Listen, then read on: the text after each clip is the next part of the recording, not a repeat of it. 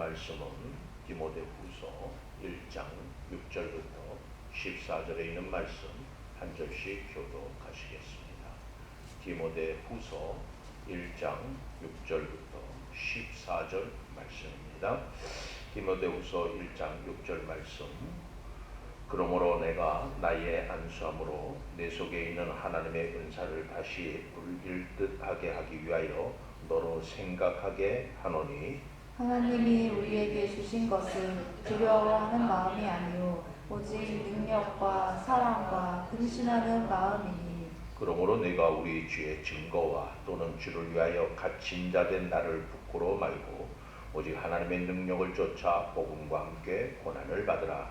하나님이 우리를 구원하사 거룩하신 부르심으로 부르심은 우리의 행위대로 하심이 아니요 오직 자기 뜻과 영원한 때 전부터 그리스도 예수 안에서 우리에게 주신 은혜대로 하심이라. 이제는 우리 구주 예수 그리스도의 예수의 나타나심으로 말미암아 나타났으니 저는 사망을 피하시고 복음으로써 생명과 썩지 아니할 것을 드러내신지라. 내가 이 복음을 위하여 반포자와 사도와 교사로 세우심을 입었노라. 이를 인하여 내가 또 이 고난을 받되 부끄러워지 아니함은 나의 의뢰한 자를 내가 알고 또한 나의 위탁한 것을 그날까지 저가 능히 지키실 줄을 확신하니라.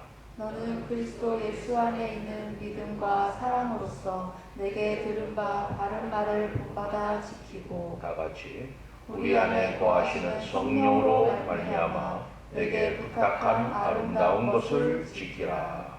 아멘. 주신 말씀을 통하여 우리의 믿음을 다시 점검하게 하여 주시니 감사합니다. 우리가 왜 예수를 만났는지, 왜 예수가 필요한지, 왜 예수와 함께 살아야 하고 왜 예수 때문에 우리가 이 땅에 있어야 하는지를 깨닫는 시간 되게 하여 주셔서 겉으로만 그저 세상과 같은 사람으로 살지 아니하고 오직 주의 사람으로 살아가는 지혜자들이 될 수 있도록 말씀 가운데 임재하여 주시고 우리를 성령 감아 충만케 하여 주셔서 오직 하나님만 바라보는, 하나님만 의지하는, 하나님과 함께하는 주의 거룩한 자녀들이 될 수 있도록 성령께서 인도하여 주시옵소서. 예수님의 이름으로 감사하며 기도하옵나이다. 아멘.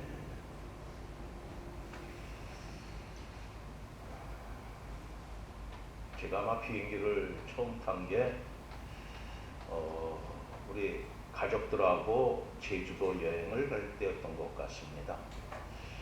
결혼하고 나서 신혼여행을 제주도로 가려고 하다가 예식이 마치고 나왔는데 막 진눈깨비가 내리고 막 그래갖고 공항에서 비행기가 못 뜬다고 연락을 받아서 그만 급하게 서울역으로 가서 부산행 열차를 타고 부산으로 신혼여행지를 돌리는 바람에 생애 최초로 비행기를 탈 수 있는 기회를 놓쳐버렸어요. 네. 그때만 해도 그랬습니다. 80년대 초반만 하더라도 김포공항밖에 없었고 영종도 인천공항이라는 것은 그 당시 없었을 때 얘기죠. 그래서 비가 좀 오고 좀 진눈깨비가 오고 폭풍과 있으면 비행기가 절대 못 뜹니다. 그래서 안타깝다. 어쨌든 식구들하고 다 같이 가족들 여행을 이제 제주도로 가면서 막 가슴이 콩닥콩닥 뛰었어요. 비행기를 탁 타고 뭐 흔히 얘기하는 무슨 뭐 이런 저런 얘기 많이 들었는데 내가 느껴보니까는 괜히 흥분되더라고요. 자, 비행기가 드디어 달리기 시작합니다. 잠시 후에 뭐가 엉덩이가 탁석한 것 같더니 비행기가 드디어 떴어요. 그리고 나서는 몸이 이렇게 기울어지면서 싹 올라가요. 한참 뒤에 가서 비행기가 안정이 됐습니다. 안전벨트를 푸세요 하고 이제 딱 풀고 밖을 탁 내다보니까는 별천지가 벌어지고 있었어요. 밑에는 하나도 안 보이고 하얀 구름이 밑에 꽉 찼는데 그 구름 위를 지금 비행기가 날아가고 있는 거예요. 그래서 야, 이런 게 비행기 타는 맛이구나. 그때 그렇게 느꼈던 것 같습니다. 사람들은 돈이 있고 여유가 있고 하는 일이 잘 되고 자녀들이 잘 성장하고 아프지 않고 사람들로부터 인정받으면 얼굴이 밝고 편안하고 웃음이 가득합니다. 그런데 사도행전 7장 51절 이하에 보면은 스데반이라고 하는 집사님 이름이 나오는데, 그 스데반 집사님이 말씀을 이렇게 하나님의 복음을 전하다가 너희들이 십자가에 달려 죽인 그 예수가 바로 하나님의 아들이라는 말을 행하게 되자 이 사람들이 귀를 막고 소리를 치면서 폭도로 변해갖고 스데반을 죽이는 장면이 나옵니다. 7장 51절 이하에. 스데반처럼 그렇게 모함을 받고 재판을 받고, 아니 재판도 받지도 않았죠. 그냥 즉석 재판이 돼서 돌로 쳐 죽이는 그 상황이 왔을 때 얼굴이 일그러지고 찡그려지는 것이, 그리고 살려달라고 막 소리 지르고 온몸을 감싸면서 막 소리를 지르면서 살려달라고 외치는 것이 일반적인 우리들의 모습일 겁니다. 하지만 스데반은 그러지 않았어요. 평안할 때도 그랬거니와 모함을 받을 때도, 그가 또 죽는 그 순간에도 그 얼굴이 천사의 얼굴과 같았다라고 했습니다. 어떻게 그렇게 살 수가 있을까? 우리는 그런 거 절대로 못하죠. 절대로 못합니다. 돌로 패 맞아 죽고 있는데 어떻게 얼굴이 천사와 같이 웃음을 띠면서 그 죽음을 맞이할 수 있을까라고 하는 겁니다. 그런데요, 의문점이 하나 들어요. 스데반도 사람이고 우리도 사람이에요. 멍멍이 아니죠? 멍멍이인 사람 없죠? 다 사람이에요. 스데반도 사람이고 우리도 사람이에요. 근데 스데반은 그렇게 살았는데 왜 우리는 그렇게 못 살까? 네? 스데반은 그렇게 살았어요. 근데 왜 우리는 못 살까요? 그 이유가 뭘까요? 스데반은 그 돌로 얼굴을 맞고 피 터지고 뼈가 함몰되고 하는 그 순간에도 천사의 얼굴과 같았다라고 했어요. 우리는 아마 그 순간에 왜 뭐 때문에 날 죽이려고 하느냐고, 왜 나에게 돌 던지냐고, 누가 나 좀 살려달라고 막 소리치고 아마 막 난리를 부릴 것 같아요.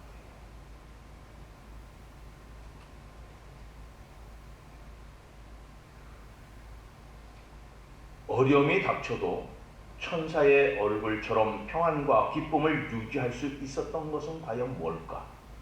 그것은 하나님의 은혜와 권능이 충만하였기 때문이다 라고 하는 겁니다. 도대체 하나님의 은혜가 뭐고 하나님의 성령 충만이 뭐냐는 겁니다. 지혜와 성령이 충만하였기 때문에 그는 그 죽음 앞에서도 천사의 얼굴처럼 빛날 수 있었다라고 하는 이것이 바로 성경이 증거하는 말씀입니다. 성경이 그렇게 우리에게 증거하고 있어요. 그렇다면 우리는 그동안 손에 쥐어져 얻었던 것들로 그로 인하여서 내가 누리던 행복과 평안함과 풍족함, 건강함이 하루아침에 무너져 버린다면 나의 표정은, 나의 속사람은 과연 상황에 따라 바뀌는가? 아니면 늘 주님을 신뢰함으로, 늘 성령으로 충만하여서 한결같은가를 지금 하나님의 말씀이 나에게 묻고 있습니다. 나는 내 상황이, 환경이 변하거나 바뀌어도 나는 항상 동일한지, 아니면 시시각각 변하고 있는지, 내가 사는 환경이나 상황에 따라서 내 얼굴빛이 어두워지거나 밝아지는 조석변이가 되면 안 되는 것이 하나님을 신뢰하는 성도의 삶이다. 이게 성경이 우리에게 증거하는 말씀입니다. 조석변이가 되지 말라고 그랬습니다. 조석변이가 뭡니까? 한 주일에 한 번씩 사자성어를 탁 내면서 뭐냐고 묻는데 참 미칠 일이죠. 알면은 얼른 얘기해 주면 되는데 뭘 그렇게 뜸들이고. 조석변이라고 하는 건요, 이 사람 마음이 아침 다르고 저녁이 다르다는 것을 조석변이다 이렇게 합니다. 조석변계라는 게 있어요. 그게 뭡니까? 아침에 열심히 뚝딱뚝딱 거려 만들었는데 저녁 되니까 기분 나빠, 뜯어 그게 조석변계. 아침과 저녁, 그러니까 시시각각 상황에 따라서 또 형편에 따라서 마음이 바뀌고 변하는 것을 조석변이라 이렇게 얘기합니다. 그러니까 우리가 내가 지금 살고 있는 환경이 달라지고 상황이 달라지고 형편이 달라진다고 해서 얼굴이 늘 동일하게 그래도 하나님의 은혜요 하고 받아들이는지, 아니면 그거에 따라서 시시각각 얼굴이 울그락불그락 했다가 하하호 했다가 기분 좋으면 막 퍼졌다가 기분 나쁘면 저도 뭐도 빼앗는 그런 사람인지 한번 성경이 지금 말씀하시는 겁니다. 나에게 묻는 겁니다. 나는 어떤 사람이냐고 묻는 겁니다. 물었어요? 물면 아파요. 네. 그래도 물으세요. 그리고 물어보세요. 나는 변하는 사람이야. 형편과 상황에 따라서 얼굴이 좋았다 나빴다, 기분 좋았다고 확인했다가 조석변이가 심한 사람이야. 나는 안 그래. 나는 처음이나 끝이나 똑같아. 내가 그런 일을 당해도 하나님께 감사할 수 있는 마음이 있어. 한번 스스로에게 물어보시기를 바랍니다.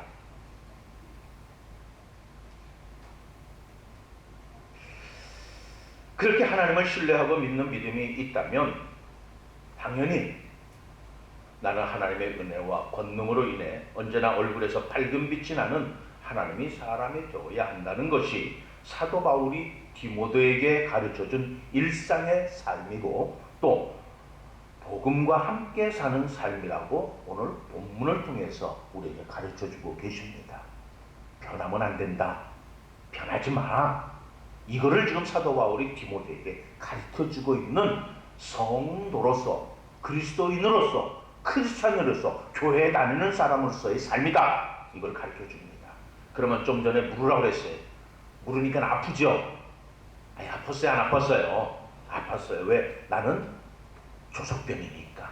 그쵸? 성경은 조석변이가 되지 말라는데 나는 조석변이니까 아플 수밖에 없죠.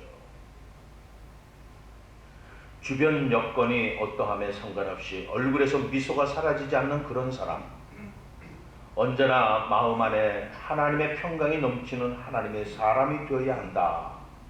사람들이 나를 모함하거나 오해해서 실제와 다르게 나를 평가한다 할지라도 변명할 것을 찾아 헤매는 자가 아니라 하나님께서 나에게 할 말을 넣어주시기를 기다리며 초조해하지 아니하고 조급해하지 아니하고 언제나 고요한 마음의 상태를 유지하며 얼굴에 여유가 넘치는 그런 하나님의 사람이 되어야 한다. 성도로서 살아야 하는 당연한 삶이다. 이게 오늘 본문 속에 녹아져 있습니다. 본문 속에 그런 말씀이 있습니다. 아주 유명한 화장품 회사에 다니던 자매가 있었습니다. 브랜드 마케팅을 하는 자매들이었었는데, 여기는 아무래도 톡톡 튀는 아이디어 창출이 또 실적이 필요한 치열하게 경쟁하는 부서였겠어요.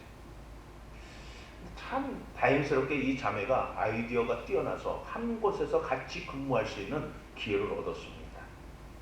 근데는요, 좀 전에 말씀드린 것처럼 아주 전쟁터와 다름이 없어요. 조금만 누군가 띄워주게 되면은 금방 여자들이니까 삐져가지고 맨날 뒤에서 궁시렁궁시렁. 맞아요? 맞아요? 들려요? 뭐라고 그랬어요? 구시렁구시렁. 저는 습관이 돼서 궁시렁궁시렁이 자꾸 튀어나와요.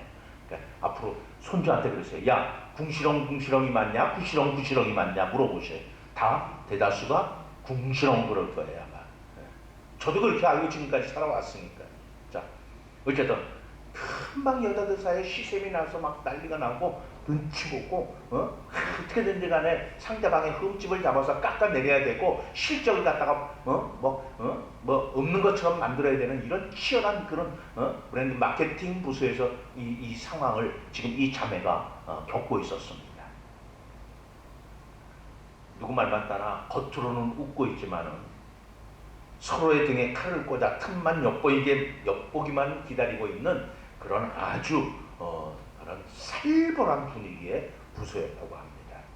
그런 정글 같은 곳에서 겉으로는 웃지만 이 자매간에도 회사 일로는 서로 항거한답니다. 혹이라도 자신에게 언니나 동생은 서로 눈치 보면서 그 입에서 자신에게 유리한 정보가 있다면 그 정보를 캐내라고 일부러 커피도 타다 주고 저녁 먹었어? 하고 저녁도 차려. 그러니까 자매니까 하는 것이 아니라 정보를 캐내려고 자매간에도 이렇게 치열하게 사는 모습을 자신들이 갖고 있었다는 겁니다. 그러던 어느 날 하나님의 말씀을 듣는 중에 마치 누가 지시한 것처럼 그렇게 자신들의 일을 하나님의 소명의 입장에서 바라보는 그렇게 생각할 기회가 생겼다고 합니다. 그리고 직장 동료들과의 관계 속에서 우리 자매가 크리스찬인 것을 다 아는데 그렇다면 과연 나는 크리스찬답게 행동을 하고 있는가 아닌가? 그렇다면 크리스찬답게 행동해야 한다는 부담감을 자매가 하나님의 말씀을 나누면서 나누는 대화 속에서 이제 갖게 되었다고 합니다. 아, 우리 예수 믿는 사람이지. 나 예수 믿는 사람이지. 그때부터 자매는 그 말씀의 은혜를 나누고 서로 손잡고 기도한 뒤부터는 다른 동료들과 말을 맞받아치지 않고 오히려 유순하게 반응하기 시작했답니다. 예전 같으면은 뭔가 조그만 사무실 내에서 잘못된 일이 일어나면은 남의 탓을 책임으로 돌리고 껌껌이 꼬치꼬치 따져서 떠넘기며 사납게 맞설 일이 생겨도 이제는 그러려니 하고 웃으면서 그냥 넘기게 되겠다라고 하는 간증을 한 겁니다. 왜 그렇게 되었냐? 하나님 앞에서, 사람 앞이 아닙니다. 하나님 앞에서 나에게 주어진 참된 소명이 무엇인가를 고민하게 되었다는 겁니다. 왜 나를 예수 믿게 해주셨냐는 겁니다. 자꾸 많은 사람 중에서 왜 나를 불러주셨느냐는 거예요.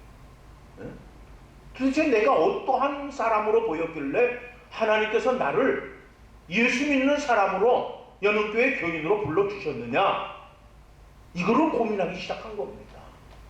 내 소명이 내가 어떤 일을 맡기시려고, 내가 어떤 일을 하라고, 내가 무슨 일을 할 수 있기에 나를 불러주셨느냐, 이거를 고민했던 겁니다. 그 소명을 찾고 나니까 나의 주어진 복음으로 인해 나의 삶엔 경쟁으로 이기고 지는 것이 중요하지 않다라고 하는 것을 깨닫게 된 겁니다. 그래서 오늘 하나님을 믿는다는 우리들 역시 같은 상황에 처해 있어도 어떤 가치를 추구하느냐에 따라 선택하는 방향과 삶의 내용이 달라질 수밖에 없습니다. 성경에는 세상을 살면서도 세상에 속하지 않은 거룩한 가치를 추구했던, 그렇게 살았던 신앙의 선배들의 이야기로 가득 차 있습니다. 하나님 앞에서 자신의 정체성을 깨달아 진정으로 추구해야 할 목적이 무엇인지 발견하라는 겁니다. 발견하라는 거예요. 그냥 왔다 갔다 하는 거로 끝이다. 신앙생활하는 거고 난 그냥 예수 믿는 사람이야라고 끝이지 말고 내가 누구냐? 하나님은 나를 어떻게 보고 계시냐? 이걸 좀 찾으라는 겁니다. 이 거룩한 가치를 밝히는 것. 왜 하나님이 나 같은 존재를 예수쟁이로 불러주시고 직분을 주시고 나로 하여금 주일마다 나와 예배하는 자로 삼아주셨는지, 이 도대체 무엇 때문에 나를 이렇게 한 것인지, 이 가치를 밝히는 책임이 우리에게 있다는 겁니다. 나에게 있다는 거예요.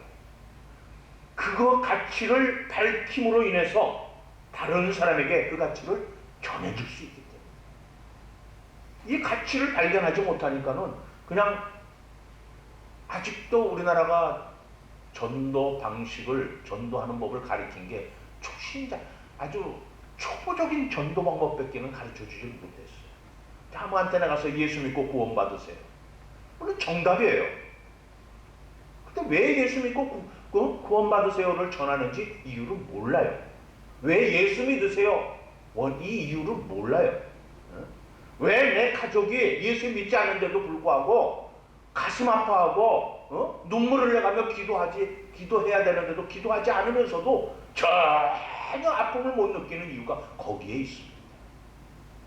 내 식구가 예수를 안 믿는데 살면서는 사랑하고 내 자식이야, 부모님이야, 내 아내야, 남편이야, 형제요, 자매요, 이렇게 그 사랑이 얼마나 헛된 사랑인지를 우리가 인식하고 깨닫게 된다면 우리가 이 복음이 가리키는 가치에 큰 비중을 둬서 그렇게 사랑하면 예수 믿게끔 인도해야 될 거 아니에요.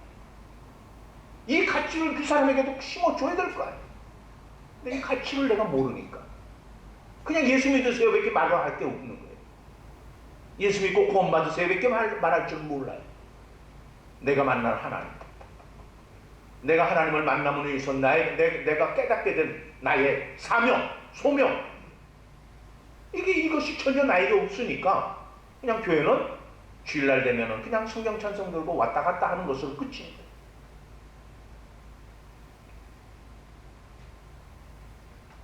그래서 이 시간 성령께서 여러 성도들의 소명이 무엇인지 지금 묻고 계십니다. 왜 예수를 믿는지, 왜 여러 기관에 임원이 되었고, 왜 직분을 받았는지를 성령께서 여러분들에게 묻고 계십니다. 왜 집사가 되었고, 권사가 되었고, 장로가 되었고, 목사가 되었고, 왜 내가 회장이 되었고, 총무가 되었고, 서기가 되고, 회계가 되었는지, 왜 내가 사회부장이 되고 예배부장이 되고 봉사부장이 되었는지, 내가 왜 방송실에 있고 내가 왜 컴퓨터를 만지면서 편집을 해야 되는지를 묻고 계신 거예요.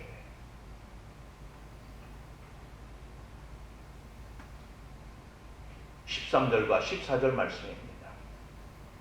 너는 그리스도 예수 안에 있는 믿음과 사랑으로서 내게 들은 바 바른 말을 본받아 지키고 우리 안에 거하시는 성령으로 말미암아 내게 부탁한 아름다운 것을 지키라 그랬습니다.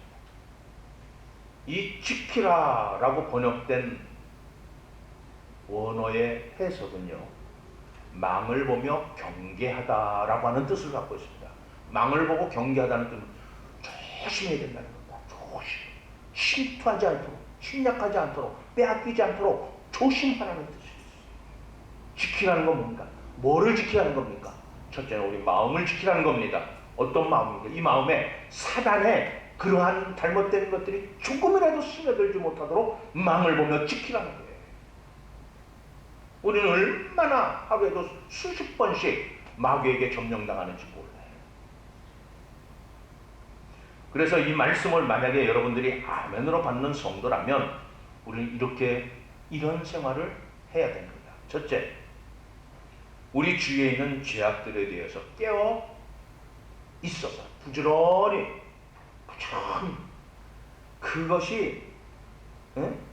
그것이 흔적이라도 있다면 이것은 경계해야 된다는 겁니다. 두 번째, 청지기 의식을 갖는 것이 아니라 청지기 의식을 개발을 하라는 겁니다. 개발이라는 게 뭡니까? 처음에 마이크가 이렇게 안 생겼죠. 처음에 이렇게 코수입니다.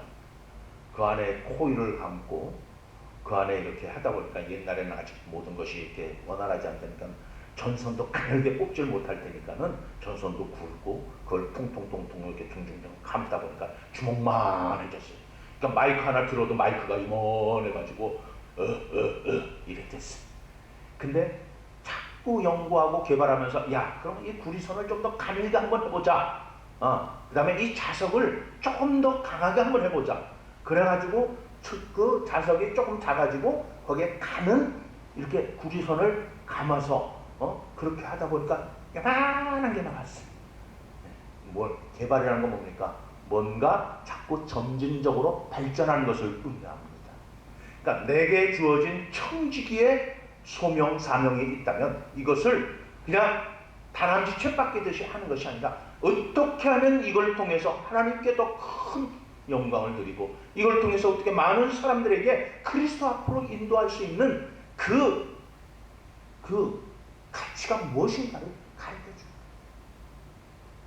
이런 것을 지금 우리 사회에서 펼치는 사람들이 여러 명 있습니다. 자기에게 주어진 사명, 돈벌이로 먹고 사는 것으로 행하지 아니하고 그거를 가지고 오히려 하나님께 영광을 돌릴 수 있는 그 길을 자꾸 개발하는 사람들이 많아요.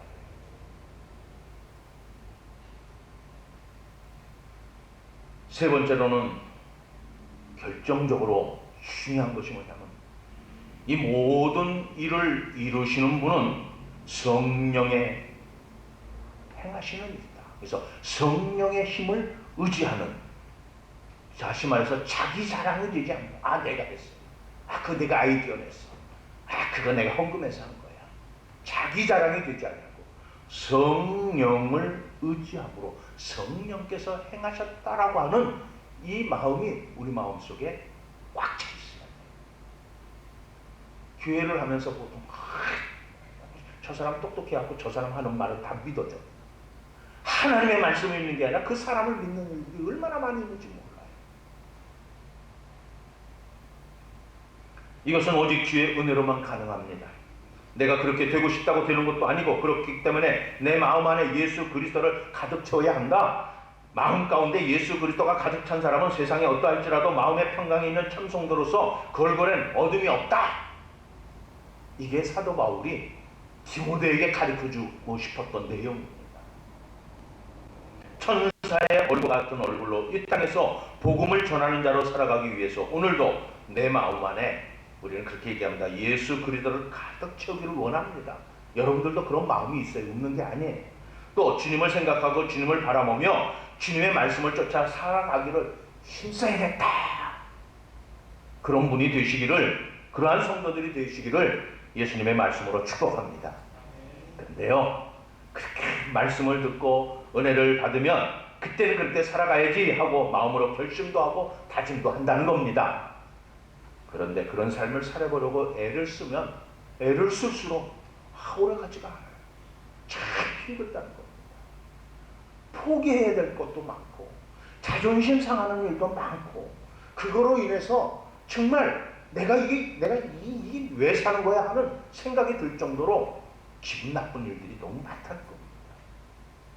이게 이런 것들이 이제 우리가 진정으로 예수 그리스도의 참된 마음으로 돌아가면 그 다음에는 그것이 아무렇지도 않아요. 근데 처음에 그것을 이겨내기가 그렇게 힘이 듭니다. 왜? 아직까지는 뭐가 살아있어서? 내가 살아있어서.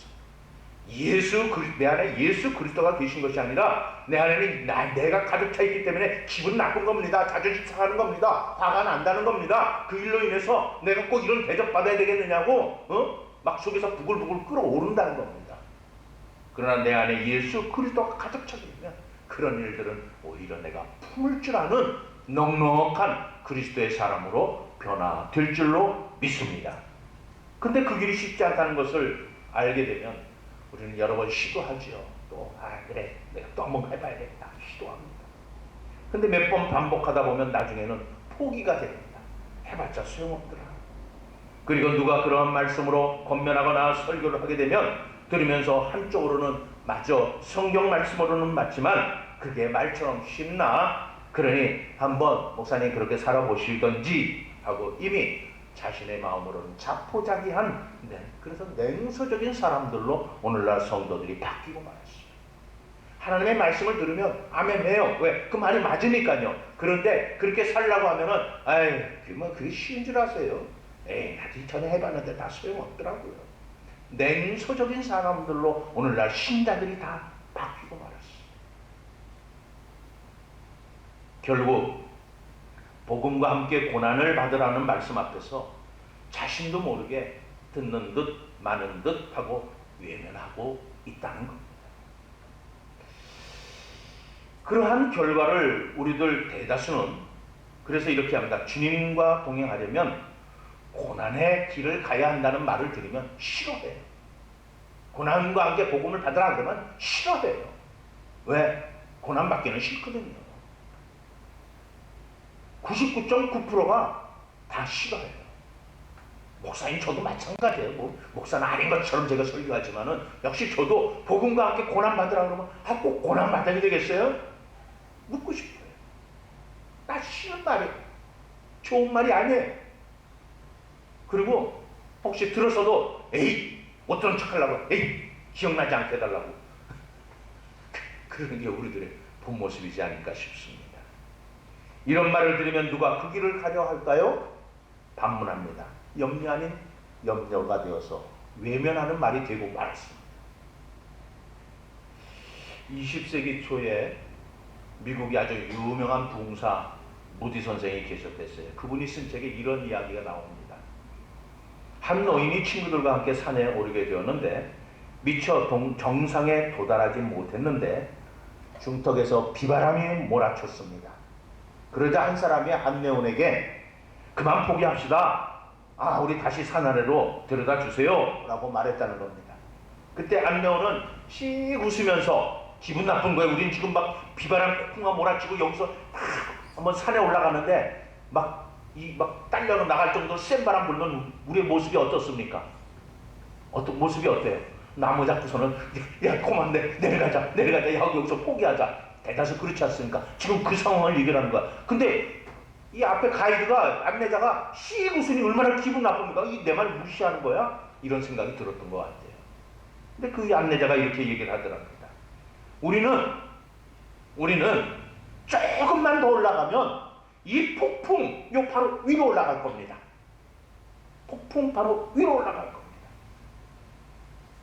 그러니까 힘내세요. 조금만 더 걸어가면 됩니다.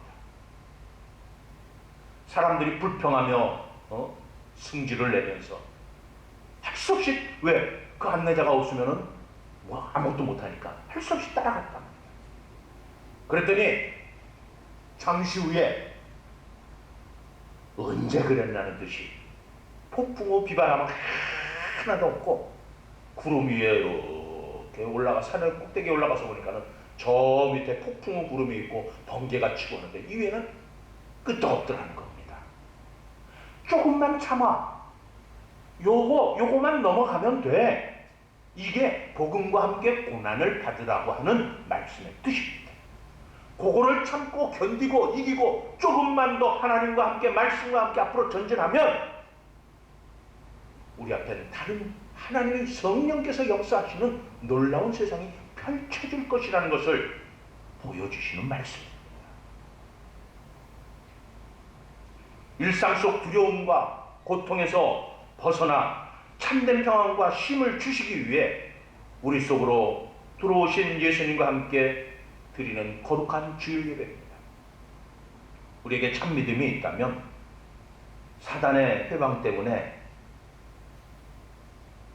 앞날이 깜깜하고 정말 어떻게 헤어나가서 이 문제를 해결해야 될지 모르는 상황 속에 있다 할지라도 하나님의 말씀의 길로 계속 올라가게 된다면 그 어둠은 잠시 후에 사라질 것이고 멋진 하나님의 성령께서 주시는 풍광이 우리 눈앞에 펼쳐지는 주님의 은혜를 만나게 될 것이다. 이게 오늘 우리가 읽은 본문의 말씀입니다. 그래서 아름다운 것을 지키라 하신 말씀. 아름다운 게 뭡니까? 하나님의 말씀이죠. 이 말씀을 지키시는 성도 여러분들이 되시기를 주님의 이름으로 축복합니다. 이 말씀을 여러분 마음속에 심으세요. 말씀을 매일같이 상고하세요. 말씀을 통해서 오늘도 하나님이 나의 길을 인도해 주시기를 기도하세요. 말씀이 나를 세워주시사 세상 많은 사람들 가운데서 하나님의 자녀로 살아가도록 용기를 주시고 상황을 만들어 주실 것이고 형편과 처지와 지경을 넓혀주시는 성령의 뜨거운 역사를 반드시 만나게 될 줄로 믿습니다. 그러므로 주님을 믿는다면, 그래서 주님만 바라보신다면 고난의 길을 가는 것은 사실 매우 복되고 기쁜 길임을 우리가 발견하게 됩니다. 복음을 위해 줄이고 목마르고 고통의 눈물을 쏟는 시간은 그러므로 헛되게 쓰여지는 시간이 결코 아니라고 하는 것입니다. 하나님은 그분의 뜻을 반드시 이루시는 분이심을 믿으시기를 바랍니다. 이런 믿음의 눈이 뜨이면 고난이 왔을 때 오히려 기뻐할 수 있다. 이게 오늘 본문이 우리에게 주는 축복의 말씀입니다. 두려워하지 말라는 겁니다. 뒤로 물러서지 말라는 겁니다. 그런 상황 속에서도 마음이 변하지 말라는 겁니다. 그런 일들이 내게 벌어지면 기꺼이 맞서라는 겁니다. 어떤 거로? 내 자존심으로, 내 갖고 있는 실력으로, 지식과 지혜로 맞서는 것이 아니라 하나님의 말씀을 상고하라는 겁니다. 그러므로 이제부터는 그런 고난과 고통과 어려움과 환난과 정말 지금까지 겪어보지 못한 엄청난 사건 앞에 섰다 할지라도 주님의 일하심을 보게 하여 주시니 감사합니다라고 말할 수 있어야 된다. 이 사건이, 이 엄청난 이 큰 일이 주님의 일하심을 내게 보여주시기 위해서 주님이 나를 이 상황 속으로 이끌어 주신 축복의 기회구나. 이걸 볼 수 있게 되었다고 기도하라는 겁니다. 주님이 친히 이루어 주실 줄로 믿습니다. 내가 하는 것이 아니라 나를 통해서 하나님의 일을 하시도록 이끌어 주심으로 이 엄청난 사건이 결국은 주님의 뜻대로 이루어진다라고 하는 고백입니다. 이 고백이 여러분들의 삶 속에서 여러분들의 입술로 하나님 앞에 고백되어지기를, 그런 성도들이 다 되시기를 주 예수의 그리스도의 이름으로 선포하며 축복합니다. 기도하겠습니다. 예수 안에 있는 믿음과 사랑으로 바른 말을 본받아 지키고 우리 안에 거하는 성령으로 말미암아 내게 부탁하는 아름다운 것을 지키라고 하신 이 말씀의 의미를 깨달아 죽음 앞에서도 엄청난 시련과 고통과 환난 앞에서도 끝까지 주님을 바라보며 주님이 나와 함께 해주시고 이 일을 통해서 주님의 일하심을 내게 보여주심에 오히려 기뻐하며 감사하며 웃을 수 있는 하나님의 거룩한 성도들이 다 되도록 성령께서 역사하여 주시옵소서. 예수님의 이름으로 감사하며 기도하옵나이다. 456장